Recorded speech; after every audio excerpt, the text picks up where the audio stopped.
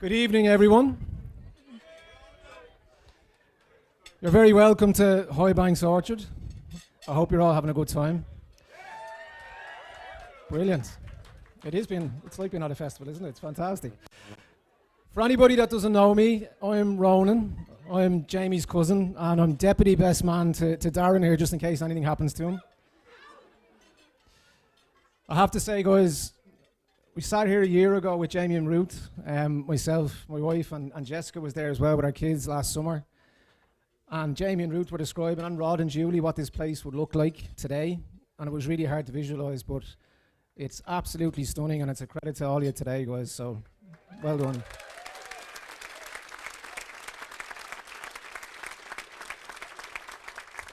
So I'm not going to take up too much airtime. There's a lot more interesting people are going to say a few words tonight. Well, we're going to kick off with the formalities.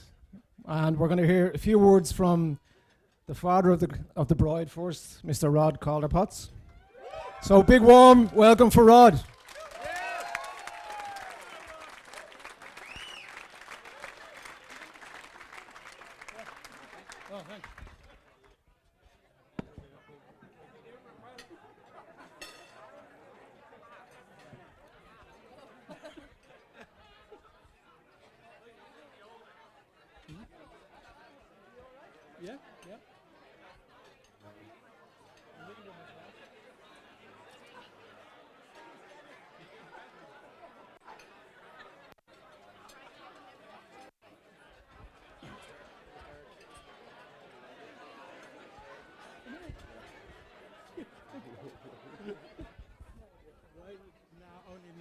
That only just happened there. Yeah. You're going to give me a hug now.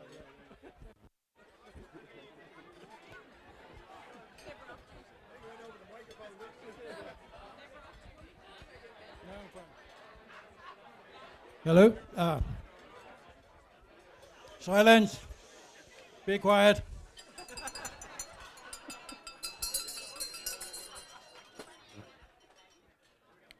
Well, it falls to me to thank. So first of all, I want to thank all of you for coming here to this auspicious occasion. What does auspicious mean? The first thing I suppose I have to do is thank Dara, the Druid. He was absolutely fantastic. And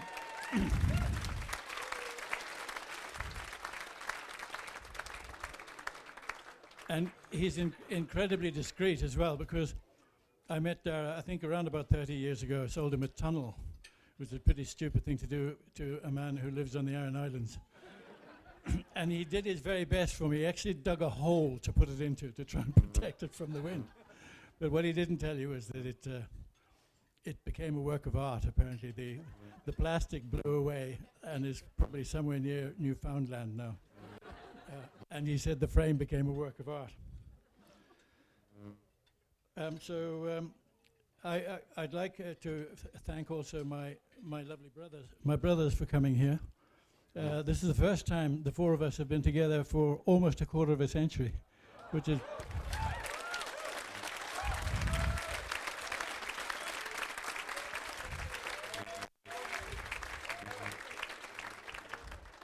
my God, how they've aged.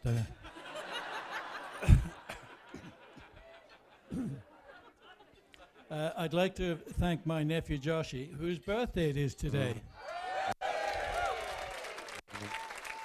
So, would you all, Joshy, stand up? Where are you? Where's Joshy?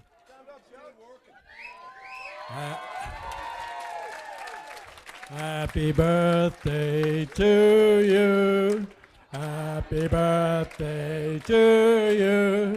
Happy birthday, dear Joshy. Happy birthday to you.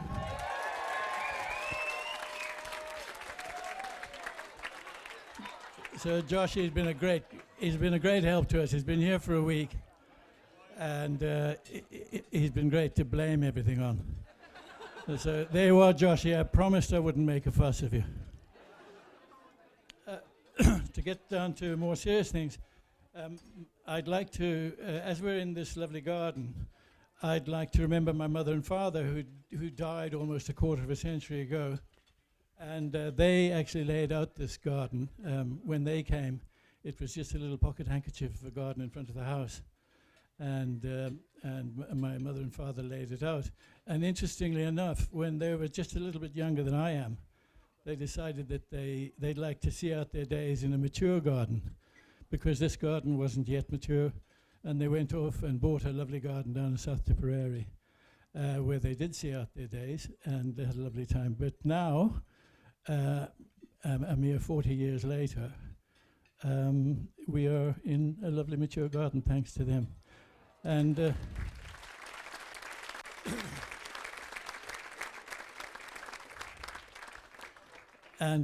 Mum and Dad were particularly fond of their little granddaughter here. And so it's lovely to, well, I think we should remember them anyway. Who else have we got now? Don, Julie, Ruthie's other grandfather, Julie's father. That tree there, that Montezuma pine we planted in his honor recently. Poor old Don, he would have absolutely loved to have been here, and he would have been the life and soul of the party. So that's the... oh, and Auntie June was here as well. Auntie June tried to make it, and she died, but we brought her ashes. So...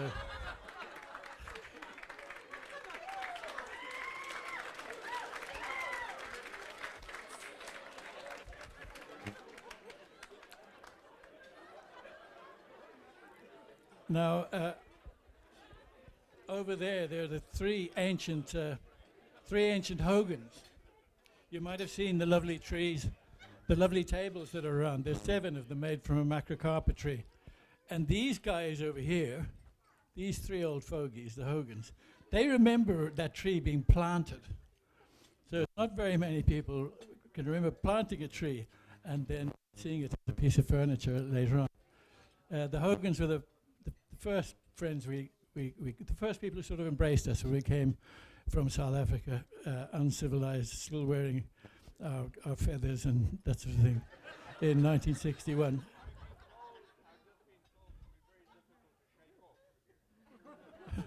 What?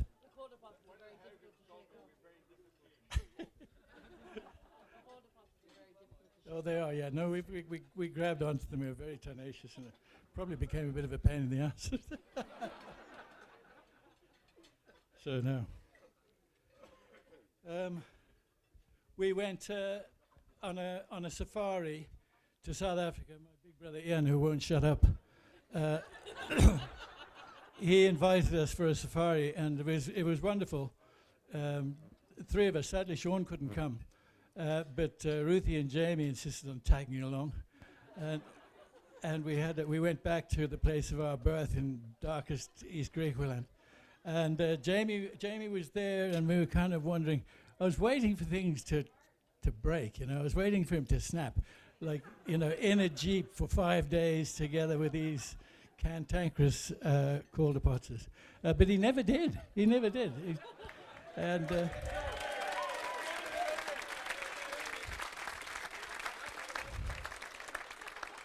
then his mother and several of his best men in that told me that he was WYSIWYG.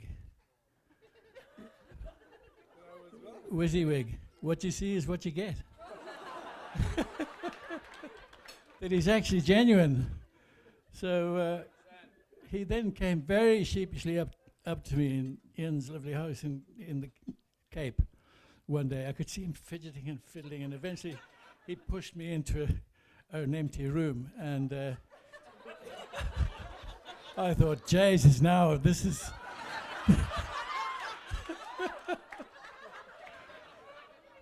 How do I deal with this one?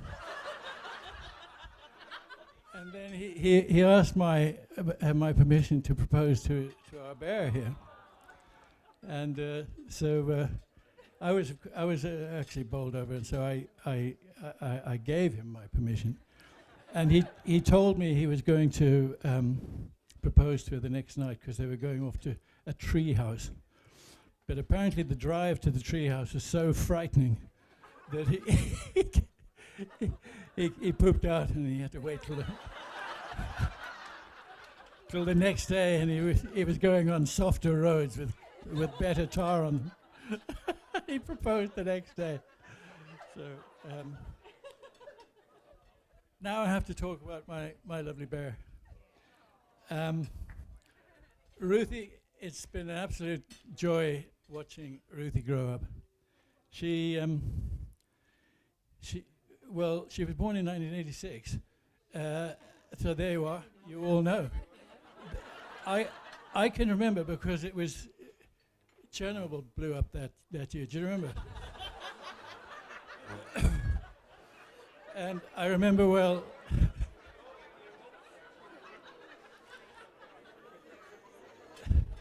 Julie, just after Chernobyl had blown up, Julie was in calf, as they say here.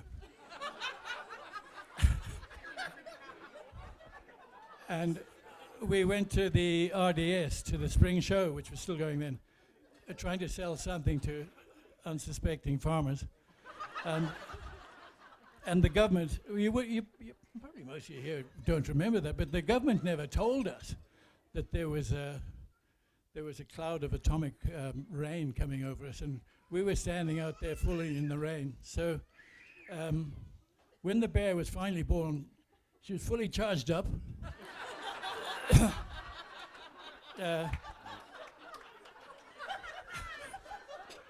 I think she's got a half-life of about 10,000 years from what I read. So all I can say to you, Jamie, is fasten your seatbelt.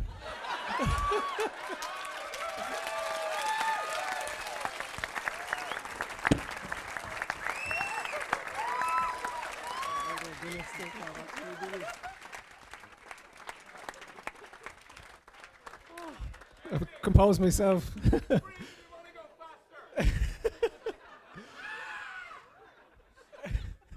Rod, that was beautiful. Absolutely brilliant. We're going to move along, and we're going to hear from the father of the groom, Dennis.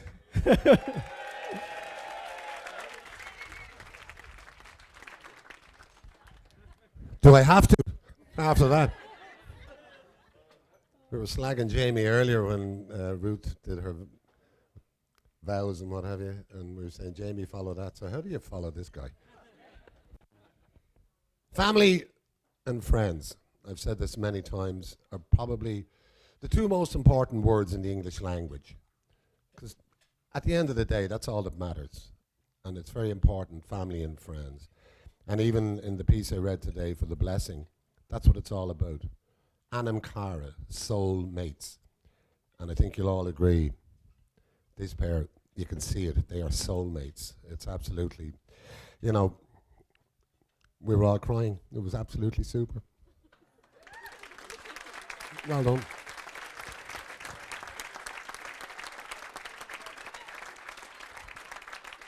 It's my great pleasure to officially now welcome Ruth to the Doyle family. Although she's been a member of the family for many years now, unofficially, and she did say that one of the bonuses of marrying Jamie was she was gaining 4 sisters, because she never had a sister. So now she has 4, and a few in between thrown in. I have to say, and I think all of you that know Ruth, she's beautiful in so many ways. She's kind, she's generous, she's gentle, a great friend, as I've heard all day. Like, absolutely super. But the big thing is she's great fun. And I think she gets that from her dad as well. She's great fun. I haven't a lot to say because I hate this thing about people betting how long people are going to talk and all that. That's not happening. So, just moving along swiftly, Jamie. Where do I start? Our first son, and Dominic and myself are very proud of him. And the poor guy suffered a lot because, when you have your first child, you make a lot of mistakes. I think we made more than we normal average person would. So, he's had that burden all his life, but I think he survived.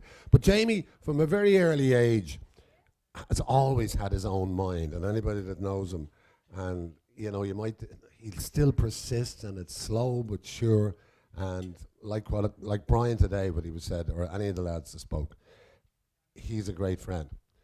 I know he's my son. We love him. We have 5 other children, and we love each and every one of you, by the way. But this is Jamie's day.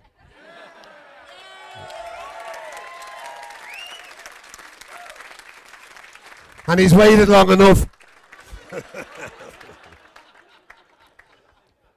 Jamie was, I introduced him to all sorts of sport. He played hurling. He probably has more medals than I have in hurling and football. Gaelic, then he played rugby. But around that time, I got him into drama. And he played a starring role in a play called Many Young Men at 20 by John B. Keane. And he was about 14 or 15 at the time. And I think he got the graw. The next thing was we were down in the markets one day, and I brought him down to Cape Street and bought him a guitar. And it sort of, he went in that direction. He ended up in that garage band that Ian and Brian and all had. And we had to go to some place, had to go to Temple Bar into the mosh pit. This is all a new education. So it took off from there, and he just went in that direction. And I just think it's ironic that now, through that life, he met this beautiful person and his soulmate. And I think on behalf of everybody here, I personally want to offer a big, big thank you to Rod and Julie for allowing us all here, literally in their back garden.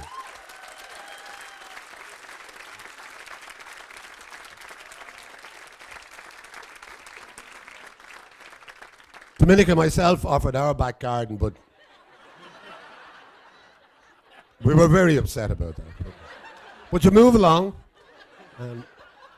So, ladies and gentlemen, could I ask you, please, my toast is Anam Cara. Hear that? Anam Cara. Soulmates for Jamie and Ruth. Anam and Cara. Right, cheers.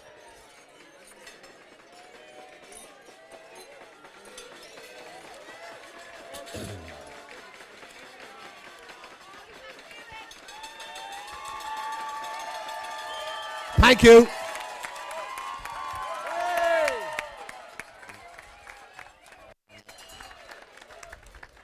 Great stuff. Dennis, what's the Guinness like? What's the Guinness like? Very good. Thanks a million, Dennis. Heartfelt. Lovely words.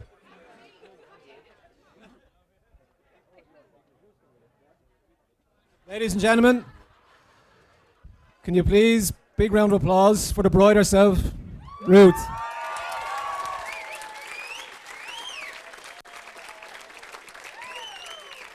Hello. I'm going to take my time because very rarely do I have this much attention, and you're going to have to listen to me. But mainly my speech is about thank you. And first I want to turn it on to all of you. I was a ball of nerves before walking down the aisle.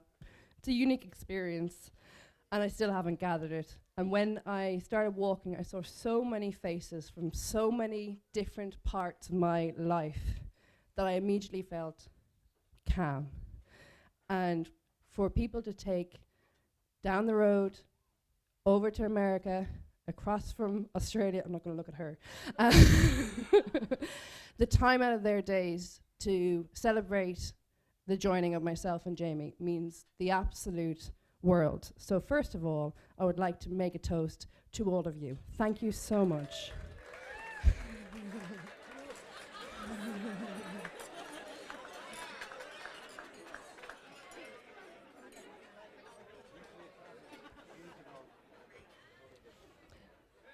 Second of all, and it's a little bit of an adventure about what you're going to eat in the next few hours. You may notice that there's no menus. So it's a little bit of a surprise because I forgot to print them.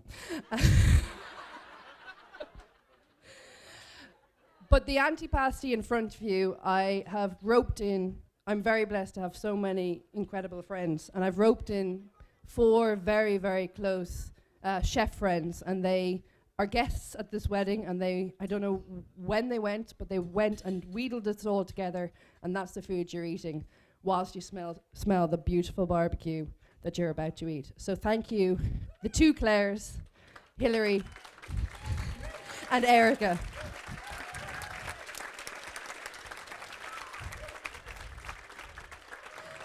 And way back when, about 2 years ago, I swindled a chef in Dublin to convincing him to create your meal. And he's over there with what I think is taking his entire restaurant out of Dublin and here. So I don't know, if you're going to Orwell Road, any friends going to Orwell Road tonight, tell them to back out because they're all here. And so I want to thank all these guys, are very close friends of mine, and they're taking time out of the days to make you your meal. So Dan, Richie, Eitan, and Alex, they may not hear you because they should be working.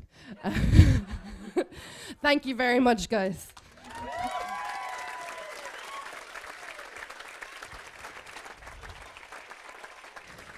And now I turn to Jamie's family. As Dennis quite rightly says, I have no sisters. And now I have 4. So I don't know quite what to do. But I have to say, if I could dream up sisters, I couldn't think of any 4 better than Elaine, Grania, Niamh, and Aisling. I have a brother. I already have a brother. But if Darren is half the brother that my brother is, he's going to be fine. And finally, Dennis, well, not finally, finally on this part, Dennis and Vinica, you welcomed me into your homes from day dot, and I felt at home. I couldn't think of better parents-in-law. Yeah. You are the salt of the earth, and you're absolutely fantastic. I love you both very, very much.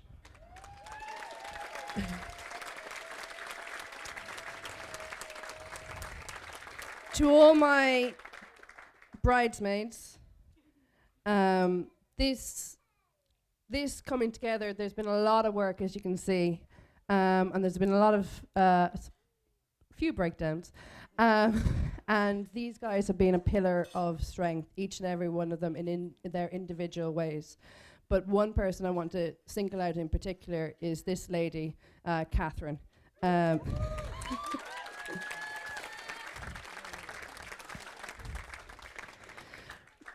She has been a workhorse. She has been yelling at my brother, and he has been following orders, which no one has ever achieved. She has been driving quads, lugging chairs, moving tables, moving band things, you name it. The reason we're sitting here, and a big part, is this lady here. Kat, I love you so much.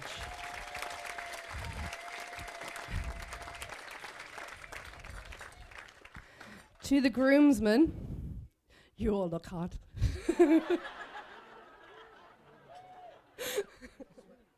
But I'm taken. Thank you so much to all your support to Jamie, all your quiet nods to me. You okay? You good?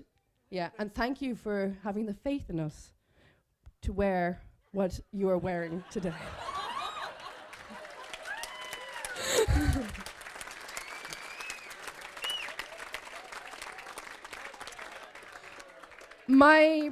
My brother said to me, you have, at weddings, my advice is you have 3 things that you want to happen on the day. If those 3 things happen, it's all good. I won't tell you all 3, but I'll tell you one. One of them, and my dad alluded to it earlier, was that my 4 uncles were in the same room today.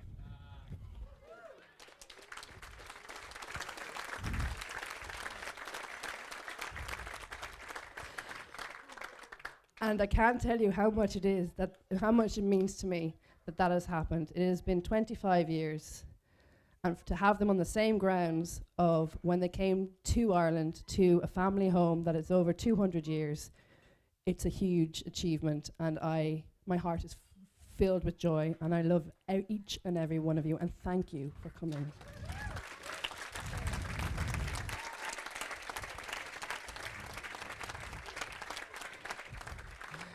Joshy, I'm not going to make everyone sing happy birthday again. But it is Josh's birthday, and he did not know when he came here on Tuesday that he would be lugging chairs, bringing tables all over the place. He has been a workhorse, and everyone wish happy birthday to Josh one more time.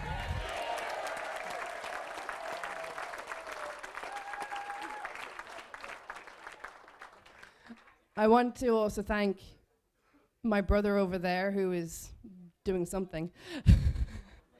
He has been a person when I've been freaking out, and he's a project manager, and he has managed his biggest project to date, which is project managing his family. And this is the reason why hopefully tonight I hope you have a very good night. Hilton, thank you so much. I love you very much.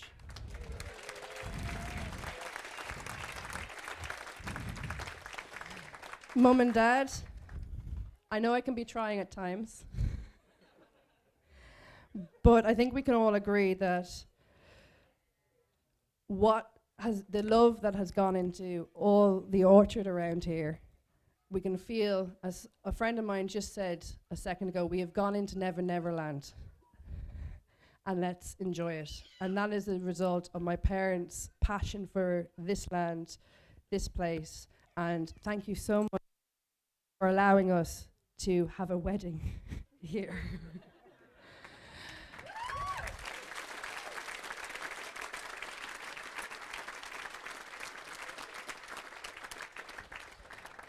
And finally, this man, my husband,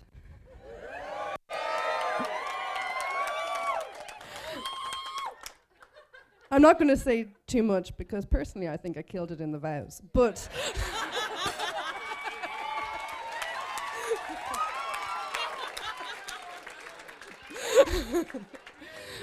yeah, but thank you for letting me have a wedding here.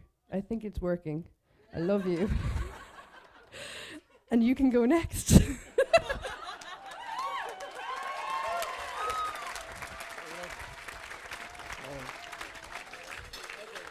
Yeah, cool, always.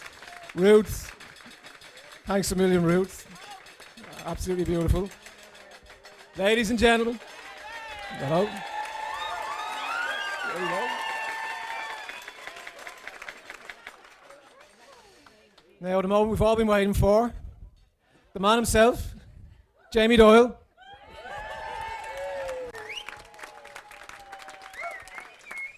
Thanks, everybody. Oh my God, this is literally the best day of my life. I'm so happy, and it's literally, thank you so much. And before I go into it, Ruth, you're literally the best thing that's ever happened to me. I found my soulmate, my person, and she looks truly amazing. You shine like a beacon that I'm drawn to every day. You're my home. I love you so much. It's just no, sorry.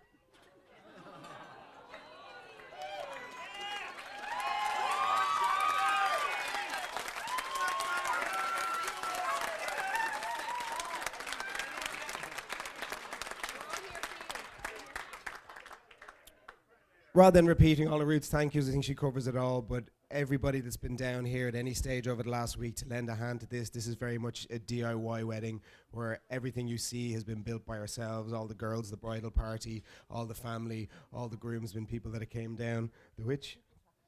Oh yeah, exactly, just so a little bit of housekeeping. Keep your glasses, that's your glass for the night, okay?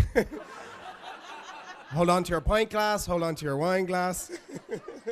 The dinner that's been cooked, the lamb that's been cooked, it was Rod and Hilton and his family and friends that got up this morning at 5 o'clock to light that fire, to build it, to do it. This is very much, you're at a family home with their parents. It's a home. Massive round of applause. It's a home-cooked meal.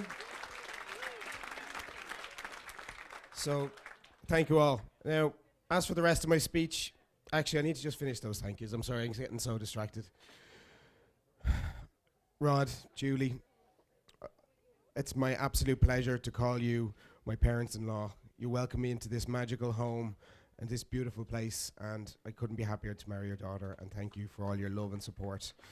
Thank you so much.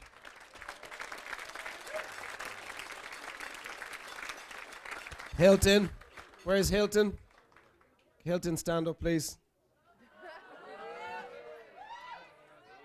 Yeah, Ruth's brother Hilton literally has helped guided us through this whole setup, this whole ceremony. He helped over Zoom meetings to project manage and negotiate and look after us and guide us through when we were losing our minds and not thinking we were able to manage it right. He got us through this. If it wasn't for him and all this week, he's been a rock, absolute rock to this.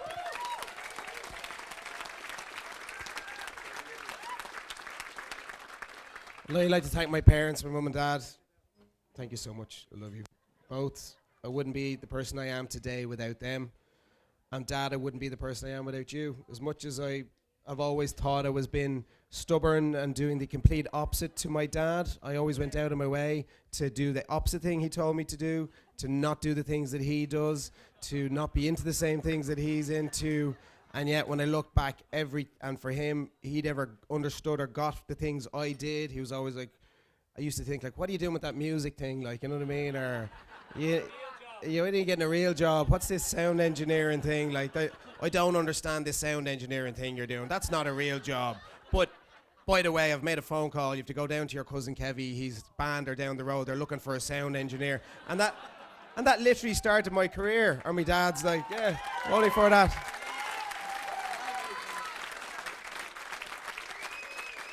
It's like this acting thing you're into. Yeah, well, try this drama thing, or yeah, I think you'd be good at this, or try this play. And he nudged me all in those right directions. And I wouldn't be in RTE today only for a phone call that my own dad made to a friend of mine saying, "Here, they're looking for people in there. Here, ring this man. He wants you." Blah blah blah. And I was like, "I'm grand, Dad. You don't need to help me out. I'm big enough and bold enough to do my own thing." And now my permanent job is all thanks to me, Dad. There you go. For feck's sake.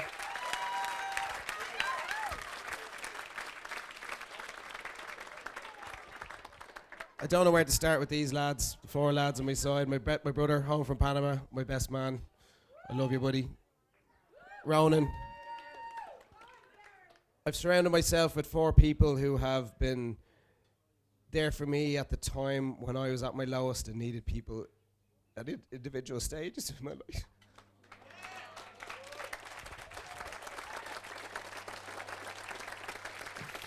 My cousin Ronan, Shane, Barry, is mean the world to me. And lads, it was a tough choice. I'm surrounded by such best friends in this room. I'm playing 2 or 3 bands. The lads from Penfold over here, the lads from Otterman that I grew up with, like literally my best friends in the world. Liam McCormack today, you played an absolute blinder. Thank you so much. It's just everybody here. So blessed to have such close friends. It was such a difficult choice. So apologies, lads. These are all on the list some way. I got totally sidetracked by this. I was about to say, for the rest of my speech, I was promised to keep it short. It was supposed to start that on the 28th of May back in 1894, Gaetano Forte was born in Casalatico in Italy. He's my great-grandfather. And the youngest person, I think he's the youngest person in this room today, is Gaetano. Young Gaetano, there he is over there at the back of the room.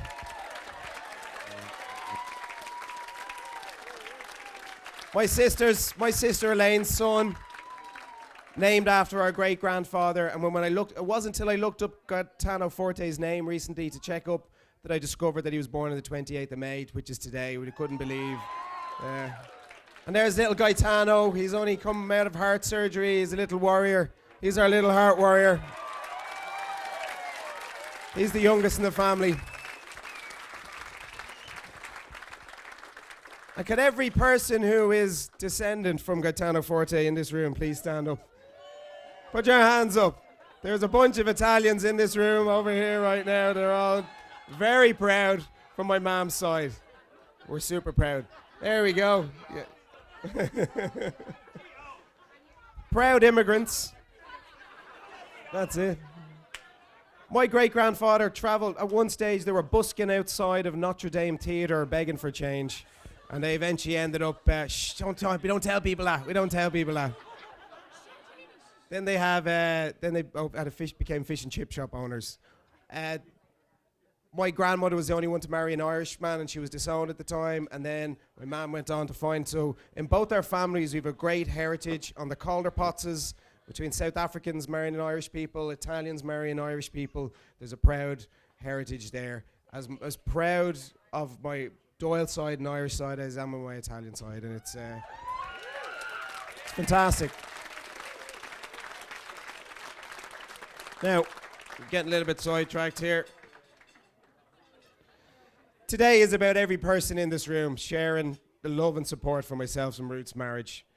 And today is our day, all of us together. And we really mean that. We want you here to be, that this is your day as much as our day. But from tomorrow on is about me and Ruth's journey and commitment to each other together for the rest of our lives. And that's what we will be sharing from this day on. And we can hope that you can all remain some part of our lives down the future. Now, I turned over the page. If you're waffling too much, shut up. Oh, shit. Right, okay. Should have started there. I think. Anyway, can we raise the toast? It's time to hang up my boots before I get lost anymore. To my beautiful wife, Ruth. And to all you here, thank you very much.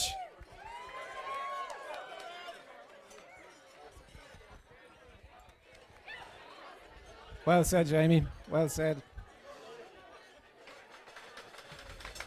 Woo.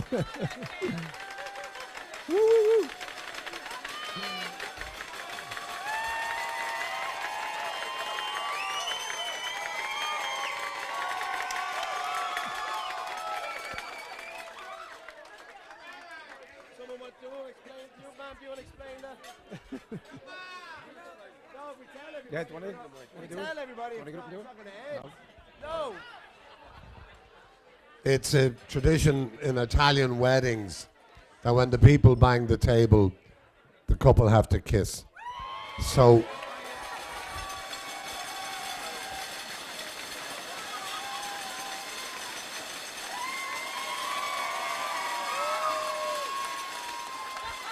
that's it now, no more. No more. Stop. Great stuff. Thanks, Dennis. Now, I have to say, I only met this lady recently, over the last couple of days, but I've certainly seen exactly what Ruth has said in terms of the work that's gone in. So please, everybody, can you please give a big warm welcome to Kat, the chief bridesmaid, for a few words.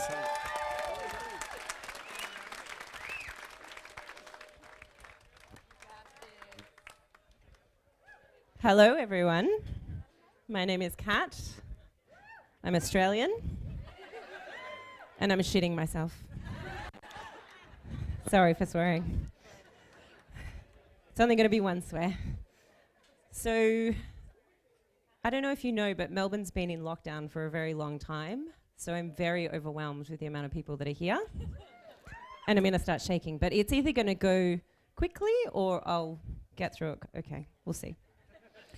Anyway, I need some vocal training from Ruth, which she didn't do. But anyway.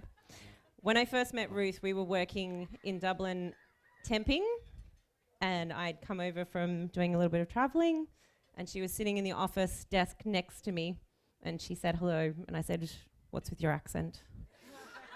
Where are you from?" And she'd been living in America, she's Irish, and she had a bit of an English twang in there as well, so I was very, very, very confused. And she said she was an actor and a vocal trainer, working in the arts. And I said, "Well, I'm a photographer, and I've been traveling, and I'm really bored, so can I take your photo?" And she said, "Yeah." And I didn't hear anything from her for 2 weeks. And I thought, well, she doesn't like me very much. And then she rang and she said, do you want to do some headshots? We'll go down to my parents' house. She didn't mention this. And I said, okay, cool. She said, I'll pick you up, I'll take you down. I think you had a convertible at that point as well. Is that right? Yeah, I was living the high life. So I get in her convertible, we drive down the driveway, and I think, oh my God, I've hit the jackpot. I'm not leaving. And then I had a dinner with Rod and Julie in their dining room. They fed me full of booze, lots of beautiful food, as they always do, and they welcomed me into their family after 3.5 years, hopefully. And Ali and I stayed for 3.5 years, and Ruth and I ended up moving in together. And that's actually where I started to see her true colours and her character. So I have a small game to warm you up with, where I'd like you to raise your hand anytime you have ever witnessed Ruth do any of these things. First of all, we're going to start easy. Ruth being fun. Raise. And let's just make it even more fun and say you have to say woo at the same time. Ruth being dramatic. Woo. Yeah. Ruth getting distracted. Ruth being stubborn. Determined. Creative. Adorable. Super cute. Doesn't stop talking. There are many, but we're going to go to imaginative. And I think that's her best quality, because it's very hard to find someone with imagination like Ruth's. She'll go off and tell you for 20 minutes what she's thinking, but it will eventually lead to a plan of an idea, which will then create something incredible, which she does with her photography, she does with her creative direction, she does with her acting, she does with everything that she touches. And she does with Jamie. You two do it very well together, which is why this, I mean, you haven't even witnessed, it has been a hard slog of pulling this together, and I have loved being on the quad bike in my gumboots, or whatever you call them, wellies. But you haven't seen the stage, you haven't seen it all come to life. And when the lights go down and everything comes up, that's when you take your shoes off and you go crazy for these two, because it's gonna be fun. So, now to get to the point where I met Jamie. So Jamie came along probably a couple of months, I'd say, before we went back to Australia. And then the actual handover we realised was that the last time that I was in Highbank, he was here. And yes, he did break a glass, just saying. But yes, it was a 200-year-old glass. Accidents happen. Anyway, moving forward, I would like to say I left pretty soon after that. So I haven't actually been with Jamie for the last 6 years. I've just been talking to Ruth on WhatsApp and everything else in between that we all have had happen in our worlds with all the things. But she has turned into the most beautiful, self-confident woman that she is today because of you, because she adores you and you adore her. And together, don't cry, you'll make me cry. And together, you bring out the best in each other and every single person here.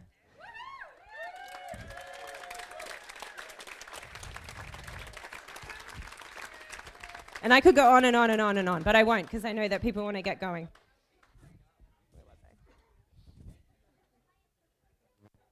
So basically what I wanted to say was you light up each other in each other's eyes, and I can see that, and I'm very happy for you both. And you make each other stronger, and I can't wait to see the imagination and the creativity that comes out of the two of you in your future prospects, because you're gonna fucking nail it.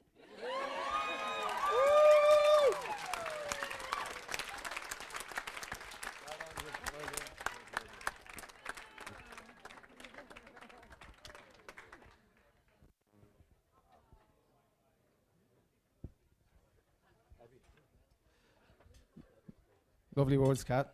Thanks a million.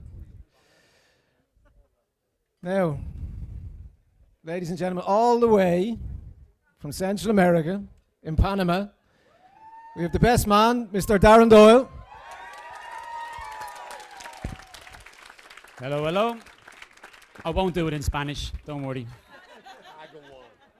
You know the worst thing about coming last? Yous have all used all my material. So this is pretty much useless. But if you bear with me, I'll go through some formalities before we get into the embarrassing stories about Jamie. Okay, so on behalf of the bride and groom, thank you all for coming. Everybody's come here from far and wide, exotic places like Panama, like America, and like Tala. On behalf of everybody here, obviously, thank you very much to Rod and Julie for welcoming us into your home. I think everybody, the amount of people that have said to me that it's a wedding like they've never seen before. So I think it's an experience that we've never seen before, and it's your home. So thank you all. Thank you both for welcoming us in.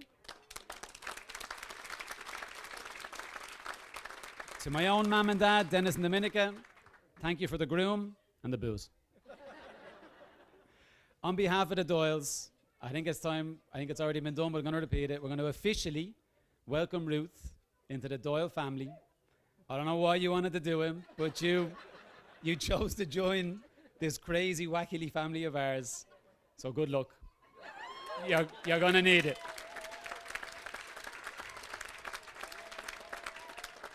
And I think if we can all just take a little minute just to little thought about some of the people that couldn't be with us here today, with special mention to our Uncle Ezio and our Auntie Ellie.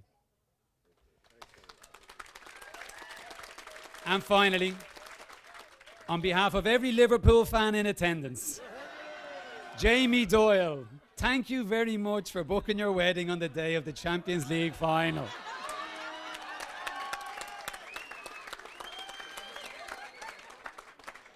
But don't feel bad.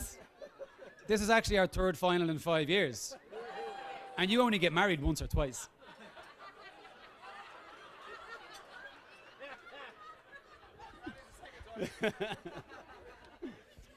Now with the formalities out of the way. What can I say about Jamie Doyle, my big brother? As you can tell from our wedding outfits, he's not exactly easily embarrassed. If you don't mind, I'm going to read this, because it's not easy standing up here beside the famous actors in the family. For those of you who don't know, Ronan has his own DVD. Jamie is more famous for being stoned on television and and in every NCT centre around the country. And most recently, as Brennan Bread's very own Salt Bay. But I think it's fair to say that his biggest acting accomplishment was when he managed to pull his acting coach, a certain Miss Calder Potts.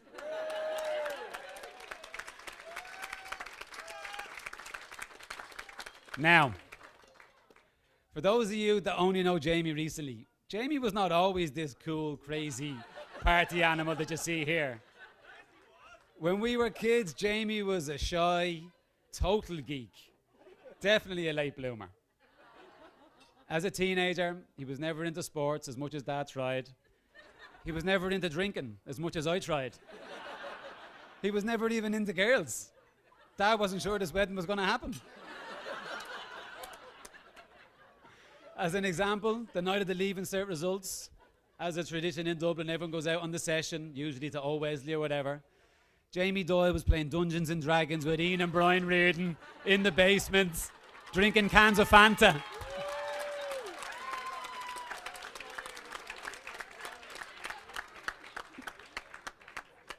There's one, I was talking to Alan earlier, there's one story that just had to be told of Jamie, my big brother. We were about, I think me and you were about 16, maybe you were about 15, 16, Alan was about 14. You had a free gaff. We wanted to go on a session. Jamie was 18, he had the ID and he had the car. So we were going on a session. So we went to Londis over in near the Old Mill. Ronan and Alan grabbed a case of Budweiser. To this day, they're still the only people I know that drink that drink. but they got a case of Budweiser.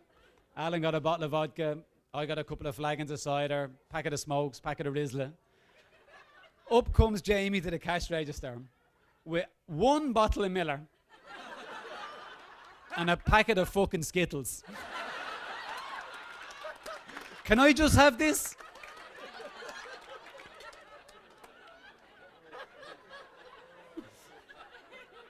Do you remember the first time I took you to a pub in Galway? Do Jamie Doyle, my big brother, he was 18, I was 16, took him to the pub. Let's try a pint of Guinness. No, I don't like it. Pint of Heineken. No, I don't like it. Pint of cider. No, I don't like it. What did he settle on at 18 years of age? A fucking Black Russian. Destined to be different from the get-go.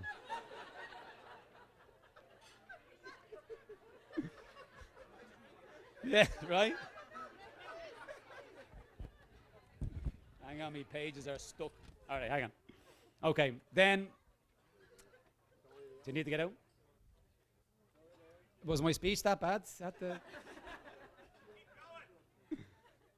Everything okay?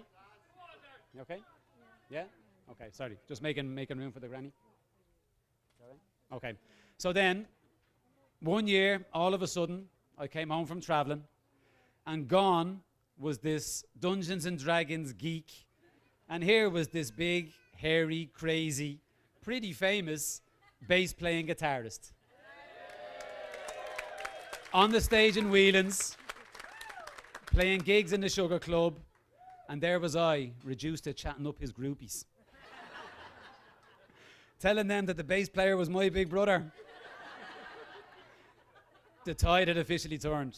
Jamie was now the cool one.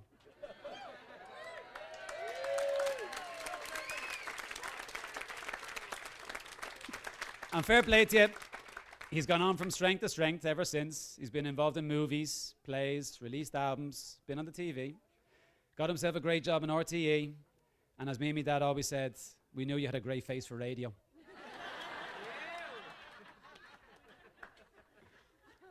I won't go as far as saying that you've settled down, but you have found your soulmate in Ruth, and you are building an amazing life together that I'm sure will never be boring. So, to wrap everything up, can everybody please raise a glass one last time and join me in a toast to my big brother, Jamie, and his beautiful bride, Ruth.